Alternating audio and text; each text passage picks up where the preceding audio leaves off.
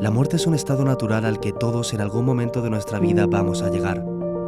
Y es ahí cuando otras personas se hacen cargo de nosotros para cuidarnos y concedernos el final digno que merecemos. Este es el caso de los tanatoestéticos o maquilladores de muertos, y en este vídeo vamos a explorar cómo es un día en su oficio. Si os digo la verdad, siento mucha intriga y curiosidad, a la vez que también, lógicamente, mucho respeto por todo lo que vamos a conocer, pero creo que pase lo que pase, el día de hoy vamos a aprender muchas cosas. Maquilladores de muertos, una profesión completamente desconocida para mí hasta hace unos meses, pero que en cuanto supe de su existencia me cautivó por completo. Empecé a investigar y me pareció muy interesante todo lo que encontré sobre ella. Pero dejemos que Zeki, profesor en el Centro Tanato Formación, nos cuente cuál es su labor principal como tanatopractor. Sí, ese es el nombre técnico que tiene esta profesión. Gran cantidad de nuestro trabajo es prevenir. Somos conscientes de que tenemos un cadáver enfrente, de que ese cadáver va a entrar en descomposición y van a ocurrir una serie de cambios. Por lo tanto, muchas de las técnicas que tenemos que realizar tienen que ser para prevenir que se produzcan lo más rápidamente posible, es decir, retrasarlos. El difunto es un sujeto, aunque suene mal, infectocontagioso. Nuestra labor principal es evitar que este sujeto infectocontagioso sea peligroso para la salud pública. Lo que pasa es que muchas veces existe ese mito social de que los tanatopractores nos dedicamos exclusivamente a maquillar cadáveres, ¿no? O a maquillar muertos. Y para nada. Nuestra labor va mucho más allá de maquillar un difunto, que al fin y al cabo nosotros tampoco nos maquillamos como tal. Nuestra labor no es poner guapo ni guapa a nadie. Nuestra labor va de quitar más bien la máscara de la muerte al difunto y devolverle ese estado de naturalidad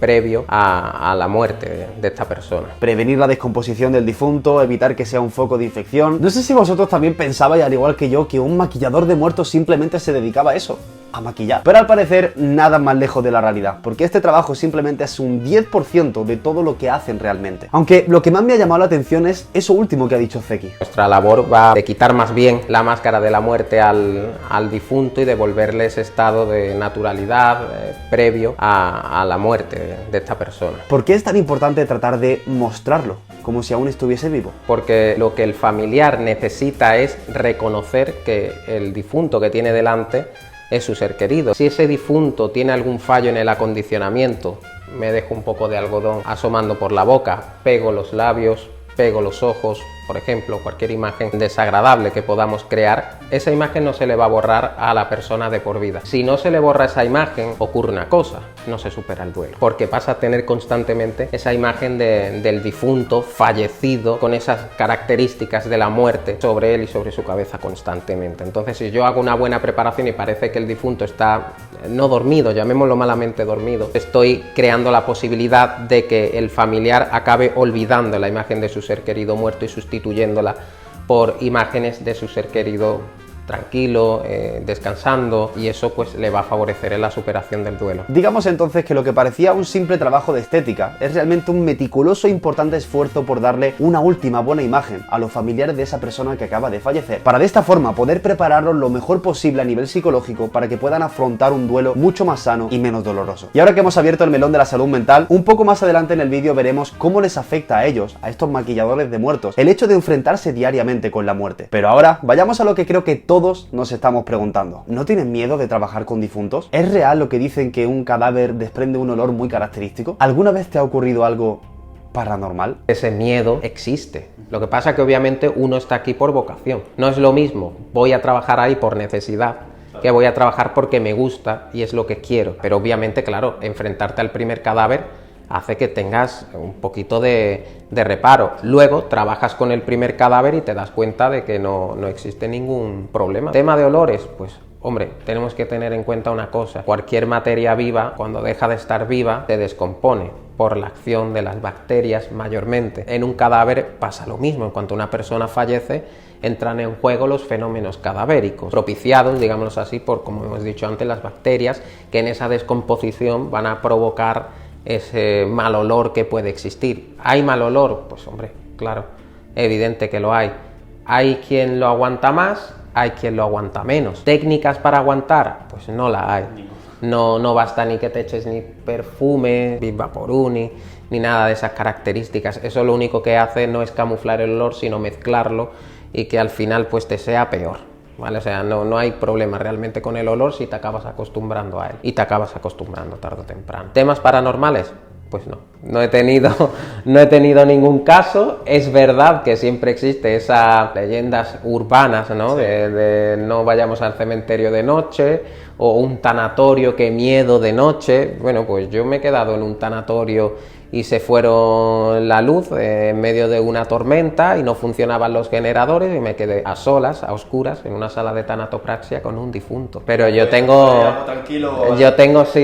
la tranquilidad completa de que el cuerpo está fallecido y no se va a levantar. Luego ocurren ciertas cosas que la gente dice, ay mira, habla, o ay mira, se mueve. No, o sea, ocurre que cuando a lo mejor tú sientas al difunto, pues expulsa gases, aire, pasan por las cuerdas vocales y suena. O que, por ejemplo, estés dando masajes, tú aprietas aquí y la mano se te cierra, sí. Y dices, ¡ay, se ha movido! No se ha movido. Es que eres tú que estás tocando en cierto lugar específico. Como ha dicho Zeki hace unos minutos, el trabajo principal de los maquilladores de muertos es tratar de devolver al difunto a un estado natural para poder estar lo más presentable posible para la familia y de esta forma poder darle la despedida que se merece. Y para ello, estos profesionales cuentan en su día a día con diferentes herramientas y materiales que le permiten llevar a cabo esta labor. ¿Cuáles son? ¿Y para qué sirven? Instrumental tenemos muchísimos, que normalmente viene de otras profesiones y que nosotros adaptamos a nuestra profesión. Que sea exclusivo del tanatopractor tenemos el gancho crochet. El gancho crochet es nuestra mano, nuestra extensión, es lo que nosotros vamos a utilizar para agarrar, abrir, etc. Es muy importante porque nosotros en la medida de lo posible tenemos que intentar tocar lo menos posible al difunto. ¿Cómo lo hacemos? Protegiéndonos con los EPIs, guantes, bata, mascarilla, gorro, patucos, y también el saber utilizarlo, eso es fundamental. Si yo, por ejemplo, tengo una aguja traumática como esta, si yo no la cojo correctamente, ¿qué es lo que pasa? Que me puedo pinchar. Una aguja que ha atravesado el cuerpo de un difunto. Claro. Un difunto que no sé si tiene una enfermedad o no, porque si esa enfermedad infectocontagiosa no ha sido causa de la muerte, pues en el certificado médico de defunción no va a aparecer. Si esa persona tenía VIH y no ha fallecido de eso, en el certificado no lo va a poner. Y yo no sé que estoy trabajando con una persona con VIH. Entonces, obviamente, el uso correcto del instrumental también me evita el que yo pueda asumir un riesgo que no me corresponde. Un riesgo que solo puedo tener yo, pero que también me llevo a mi casa, con tu a familia, la calle, con la gente. Exactamente, con la familia, amigos, etcétera, y eso pues al final es un problema. Pinzas de disección para taponar, cuando tengamos que taponar con algodón la laringe y la faringe para evitar que el difunto arroje. El difunto tenemos que verlo al final desde el punto de vista del tanatopractor como una olla a presión. La descomposición ocurre de dentro afuera. Entonces nosotros tenemos que crear métodos para evitar que esa putrefacción salga y por lo tanto pongan en riesgo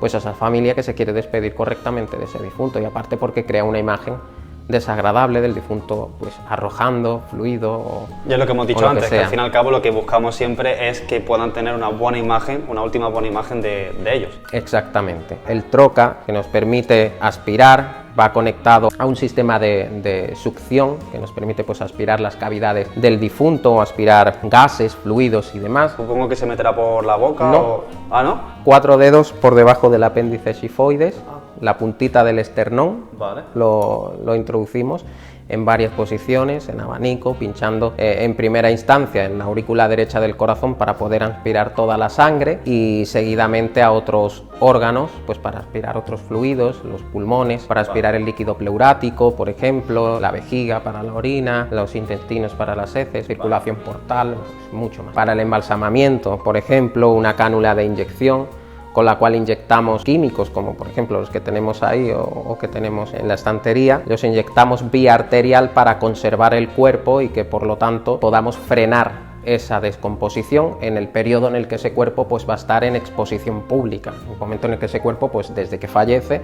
y lo trabajamos hasta que llega a su destino final, ya sea la inhumación o la cremación, con la pinza aprieta-tubos, que es pues la que sujeta junto a otros sistemas la cánula en la arteria. Bueno, Zeki, estoy viendo por aquí esto también, cuéntame un poco qué es todo esto porque veo aquí mucha cosa. Bueno, esto que tenemos aquí es maletín de tanatopraxia. con lo que habitualmente se trabaja aquí en Andalucía. Es muy común que se vaya a preparar a un difunto a un domicilio y en esa guisa, por ejemplo, pues te tengas que llevar tu maletín pues con instrumental básico, maquillaje básico y demás, pues para poder realizar el acondicionamiento de ese difunto sin necesidad de coger al difunto y llevártelo a la sala de tanatopraxia. Y es un tema muy habitual, sobre todo también en zonas más rurales, más de pueblo, donde aún todavía se siguen velando difuntos en domicilios particulares. Quería preguntarte una cosa, el maquillaje que se utiliza o que utilizáis en este caso vosotros, supongo que no será el mismo que se utiliza allá afuera de normal, ¿no? En el día a día.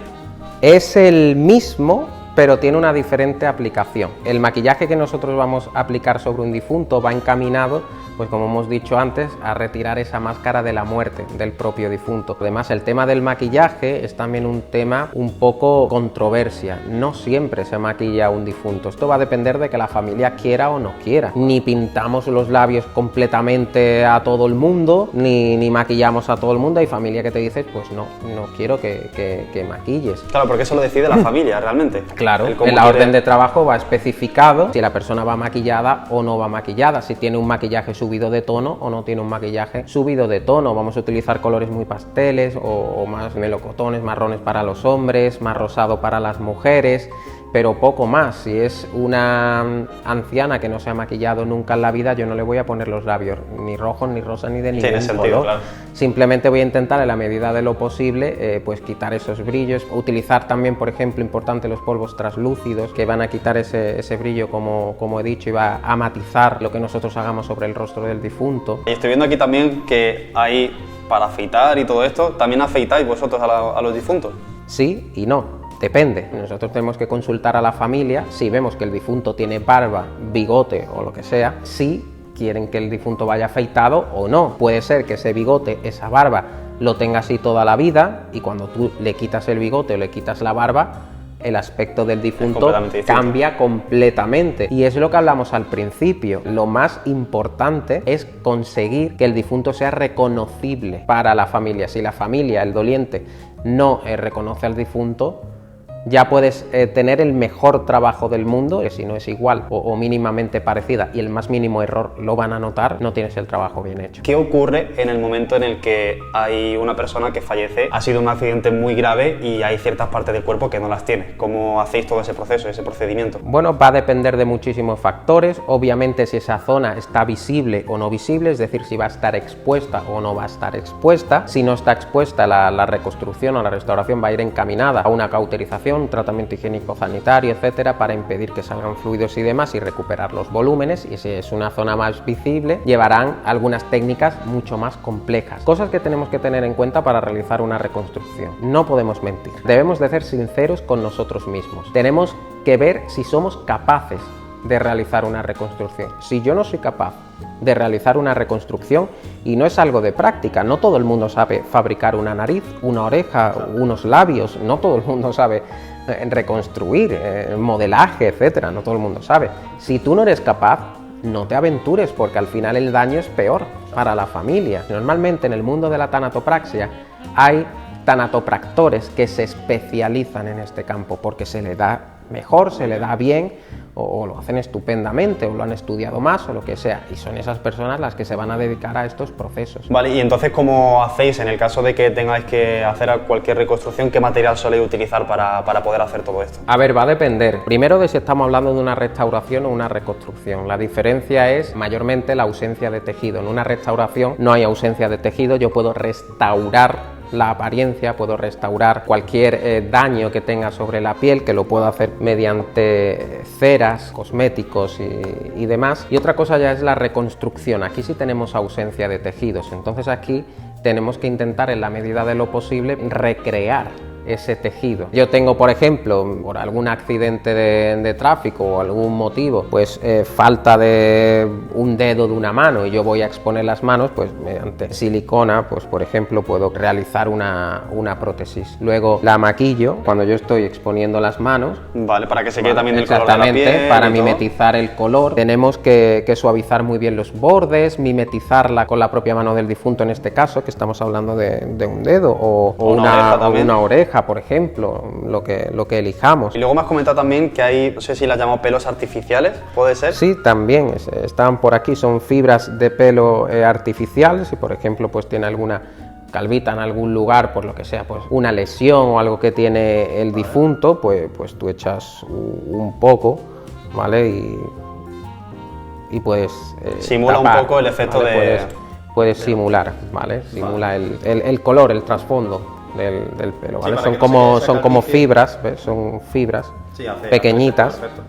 Y sí. Al principio del vídeo comentamos lo importante que era para la salud mental de la familia y para su posterior recuperación del duelo el hecho de reconocer al difunto. Pero lo que no hemos comentado hasta ahora es, a nivel emocional, qué tan difícil es enfrentarse a la muerte a diario. No es fácil, porque tienes que tratar situaciones muy diversas, con clientes, familias dolientes, etcétera, muy diversas, y eso, quiera o no, tiene un deje, tiene un desgaste. No es que estás trabajando solamente un cuerpo de un fallecido, es que hoy puedes estar trabajando el cuerpo de un bebé, mañana el cuerpo de un niño de 5 años o una persona de 80 años que te recuerda a tu abuelo o a tu abuela. Eso va dejando un deje. Está eso, está el trato con la familia. Podemos tener un familiar que sea agresivo, un familiar inhibido, un familiar asertivo, o un familiar que ahora está asertivo y en 5 minutos está agresivo, porque es normal, está pasando por una situación traumática. Nosotros no podemos juzgar eso en ningún momento. Entonces tenemos que ir muy mentalizados de lo que hacemos, e importante, el trabajo se queda en el trabajo. Yo se lo digo y se lo repito constantemente a los alumnos. Lo que no podemos hacer es coger y con el ejemplo que te he puesto antes, trabajar hoy el cuerpo de un niño, que ya de por sí el ambiente se vuelve muy de cierta manera cuando se está preparando un niño en un tanatorio. Lo que no puedes hacer eso y luego irte a tu casa y estarte todo el día mal. Tenemos que ser un poco piedras, aunque suene mal. Hay que empatizar, pero empatizar no es llevarte los problemas de los difuntos a tu casa. Claro. Empatizar es ver que esa familia está sufriendo y trabajar y hacer según lo que a ti te gustaría que hicieran contigo. Eso es empatizar, pero nunca jamás llevarte el problema de ese difunto o esa muerte, o qué pena se ha suicidado, o qué pena ha muerto en un accidente de tráfico tan joven. Eso llevártelo a tu casa o llevártelo a tu día a día, porque eso crea un desgaste que obviamente no lo acabas aguantando. Hemos hablado de la parte más emocional, la parte más dura de este trabajo. Pero si a día de hoy sigue habiendo personas que quieren dedicar su vida a ello, es porque tiene que haber algo más allá detrás de la lucha y el duelo. Así que, ¿qué es lo más bonito de esta profesión? La satisfacción de trabajar bien y hacer que ese familiar pueda despedirse correctamente. Que a ti te llegue un familiar y te diga qué bien está. Cuando la familia está contenta por eso, esa satisfacción es la que sentimos y es lo que nos motiva a levantarnos día a día y poder dedicarnos a esta profesión, que puede ser muy lúgubre y muy macabra para muchos, pero que en ese aspecto, pues como he dicho antes, es maravillosa. O sea que la labor de los tanatopractores es realmente bonita. Es una profesión maravillosa porque nos permite cuidar de la salud física de las personas y nos permite cuidar la salud mental, tan olvidada en nuestra sociedad, de todas las personas. Sin lugar a dudas, en este vídeo acabamos de conocer la realidad de un trabajo tabú. Un trabajo que por desconocimiento y falso estigma genera miedo, dudas e incluso repulsión. Pero como hemos visto, detrás de todo este humo de confusión, tan solo existe amor, dedicación y un respeto absoluto por el ser humano. Suscríbete si quieres seguir viendo vídeos de este estilo, déjame tu comentario para saber qué te pareció, mil gracias por verlo y nos vemos en el siguiente.